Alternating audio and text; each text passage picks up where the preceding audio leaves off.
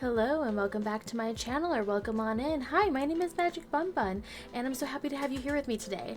Okay, so what we're doing for this video, as you could probably tell by the title, is that we are going over my #1 tarot book, and that is the Creative Tarot. I kind of want to just do a video dedicated to the breakdown of this book because it is one of my favorite. It is not the only book like you could read and be like good to go. I'd always recommend reading more than just this as a source, but I like the way it was set up. It really like changed the way how I read tarot, not dramatically, but it helped to unlock a lot more things and being able to help me interpret tarot and be inspired by it and really relate to my intuition and lean into it. So it kind of did all of those things for me, which is why it's #1.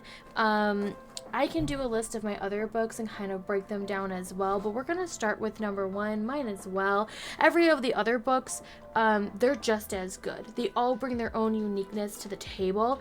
I just want to start somewhere maybe where I feel the most comfortable talking about, and it is the Creative Tarot, a modern guide to an inspiring life. Now, this is supposed to help you creatively, whether you're an artist of any form, of like a photographer, a writer is a big one in here, wanting to make movies, wanting to be an actor, that sort of stuff. But you can also just use this when it comes to tarot reading, whether it's to help understand it better or to help expand your knowledge and how you can interpret it and how you can work with it as well and enhance your creativity. Okay, so let's go down through the breakthrough of this book. I always like to show the table of contents first. Okay, so with the table of contents, I think you can kind of see it there. We have the history of the tarot, which is pretty standard, you know, like a lot of tarot books will always have the history of tarot in them. And then it just goes right into the breakdown of the cards. Now, how they set up the cards in this book is how I really liked it. It wasn't like the first time I've had a book set it up, but I feel like it was probably the first one. A lot of times when you read, and I'll actually, you know what, I'm going to hold on to that thought. I'm going to show it and expand upon it. So it goes through all of the books there, and then it goes into showing some spreads and how to do a reading conclusion. So that's how the book is set up overall. Now, what is really great about this book in particular, though, is that the way it groups up the books. It will group it up by the number, or if it's a court card. So when you're first working with it and you're working with the major arcana, trying to find them in here.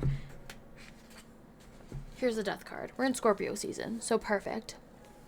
So it'll kind of give you a brief explanation here, which is just really great to summarize like the meaning of the card overall, and then it will take connections of that card and inspiration by media. And what I mean by media, it's like if it's music, a piece of artwork, a story, a movie, stuff like that, it will tell you, like, if you want to take a deeper dive into this card, you should consume these medias to help you with it, which really turn things around for me when you're thinking about tarot and you're trying to interpret it. Sometimes you're trying so hard to memorize what books are telling you it means, right? But what if you picked up a card and it reminded you of a movie? So that message is between, whenever you get this card, it reminds you of this movie and the way it makes you feel, right?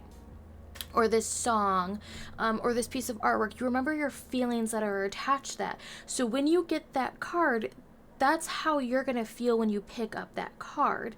That's how you can relate that feeling to multiple questions concerning, like, it could be a career reading. If this gives you a sad vibe when you pick up this, you know, this card here, and you think of a sad movie or a sad song, then you know when you pick up that card, doesn't matter if it's a career reading, a love reading, personal growth, it's going to attune to you to that. That might help you with your intuition because it's unlocking, well, why does that make you sad? What is so sad about this? Is it because you can't let it go? Is it because it's over? Like, let's talk about that. Let's get more deeply with it. So that's like the first part of it. That's like the major core of what this book does, and why I love it so much, is that it will give you examples and it will tell you stories related to those cards, in, like, you know, in culture, and, like, you know, in celebrity culture, that type of stuff as well. It will tell you things.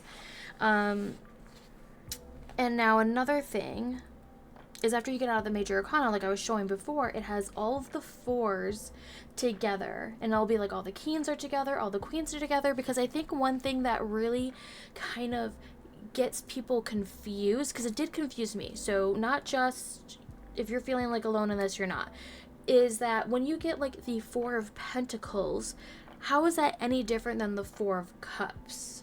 How is that any different from the Four of Wands or the Four of Swords? Like, how is that so different when sometimes you don't even see them all together? You could get your fours mixed up and realize you're not thinking of the right one because you've never seen them all together and grouped together and see how they are similar. You know, also using numerology in that fact, using astrology in that fact, using like the earth energy, the, you know, the pentacles, the fire and the wands. What does earth, air, fire, and water mean to you, and how do you see those at the differences, and how are that related into the card, right? So, and it seems so simple to be like, oh, you know, that makes a lot of sense, you should pair it together, because a lot of times when we see a lot of traditional books, even some modern ones I should say, and guidebooks that come with a lot of tarot decks, it's all in order, all of the suits are together, okay? So you have all of Pentacles together, so you're reading the story from the Ace to the King, you're seeing the growth and the challenges that all of the Pentacles have together as if you're going through your journey. And that's because when we have the major arcana, it is the journey of the Fool. You know how it goes from just the beginning, from zero, from nothing, into the World card. So you're seeing this, and so it makes sense to follow the other ones just like that. But when you have all the queens sitting in the room together, you're like, well, what does that queen do? Oh, that one's about beauty and creativity. It's the Queen of Cups. She's about intuition, being psychic. Not saying that the other queens can't be psychic, but, you know, like the Queen of Wands has been known to be the witch of the tarot, and she could, well, in the way that I interpret it, but she's also, you know, the keeper of fire. She also has visions of the future, but her ambition lies elsewhere. Her ambition is, you know, to see the future, to aim for the future, to illuminate, to create warmth, where, you know, and entrepreneurship, whereas the Queen of Cups might be more subtle. She is more intuitive. She's more about the domestic, about her home life, about the people close to her. She doesn't care about inspiring others. She wants to care for others. The Queen of Pentacles has that energy of wanting to be a good, perfect balance between work life and home life, knowing when to rest, when to work, how to gather resources, where then the Queen of Swords comes along and she's known as the Ice Queen.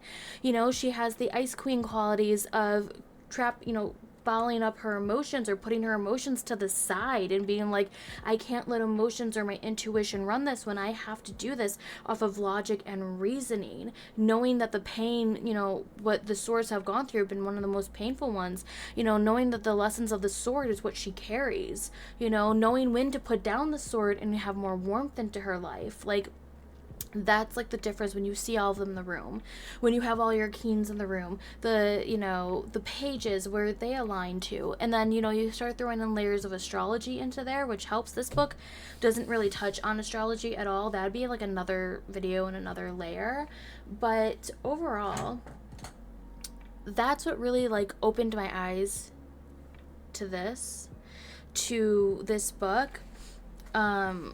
Like, here is the Four of Coins,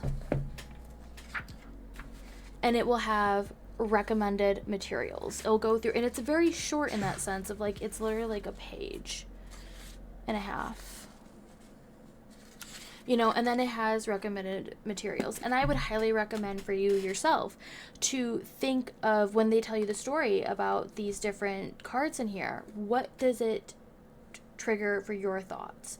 What song does it bring up? What feelings does it do? Because I really feel like that helps more than trying to memorize what each card represents, versus if it gives you a feeling, because then a lot of times people are like, well, each card, when someone tries to ask about a finance question, wealth question, money question, and then someone asks about a love question, and then someone asks about personal growth or soul's purpose question, you feel like you have to memorize what you think each of those mean. You have to think of words. You're like, okay, you know, I'm looking at this picture. What does this help? And sometimes you're so tied to the pictures, you can't be open to other decks that might have different interpretations of that same card.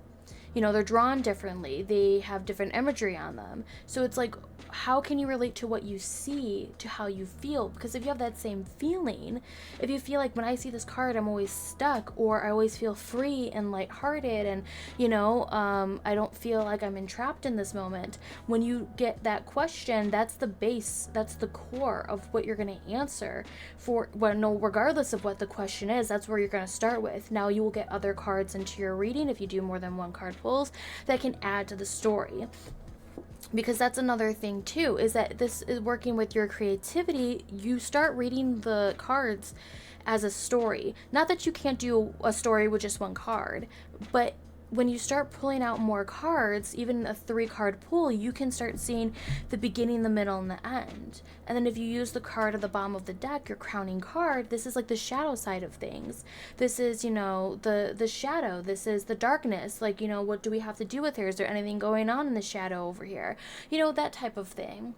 So if that sounds like something that could help you, it could also, because this is actually how I then did my notes. I have 2 notebooks, one dedicated to the major arcana and the court cards, and another notebook just to the minor arcana. I paired all of them together. Like, I paired all of the numbers, all of the court cards.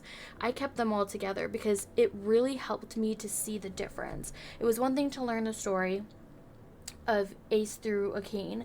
It was another thing when you had to put all the aces in there and see each of their differences. It made it easier because I feel like if you're starting to learn and you never see them together and you never learn them together, you never learn their similarities or their differences, you may start interpreting a card thinking of another one. Like, that could be confusion. Not for everyone. Some other people, it just comes naturally to them. They don't really need that, or just reading the story, you know, from ace to king was absolutely perfect for them. But for me, it was a trouble. It was a struggle. And yeah, just being able to learn it that way, I didn't feel like I had to always use such an illustrated. I could use some pip decks to help expand my collection, as you can see, of tarot decks. All of those are my tarot decks right there. Actually, there's also some up there that you can't see right now, but these are my oracles, minus that one. It's just a tiny little tarot deck. It couldn't fit there over on that shelf, so I popped it up there. But yeah, so this is my number 1 recommendation for people who are learning the tarot. When it comes to tarot books, there's many other books out there. I can do other videos with that. I'm sure I have some on my other social medias where I list the whole thing already. I'm not sure where, to be completely honest. It's been quite some time, so this would be a good refresher. And if you're interested in knowing about other tarot, like how to learn tarot, and other books I can recommend. I can recommend more books. I feel like another thing just to note when you're taking notes on these books, try not to overwhelm yourself with like trying to learn and memorize every single thing. Maybe condense it to where when the card is upright, one page for reversal, and 1 page for astrology. So 3 pages, and you could have like the back of the other page as, you know, any other notes you feel like you might need it, like numerology or something like that, or personal experiences with the book, or with the card, excuse me. So yeah, because I feel like if you do overwhelm yourself, you start reading everything, you may never do the thing that actually matters, which is using the cards and practicing with them. I think that's going to be the best thing for you to learn, is to actually practice with them, journal with them, you know, with yourself, and then honestly with other people. Also getting readings from other people, whether it's like from, like, if there's some readers on Twitch that do it for free, there's some you have to pay for. Just like you could, like, if you're looking for an easy way to find some tarot readers, Twitch is a great source for that. Also looking on TikTok and Instagram, I'm sure you can find, even here on YouTube, you can find tarot readers. I mean, you're on my page, so I'm pretty sure you know how to find some.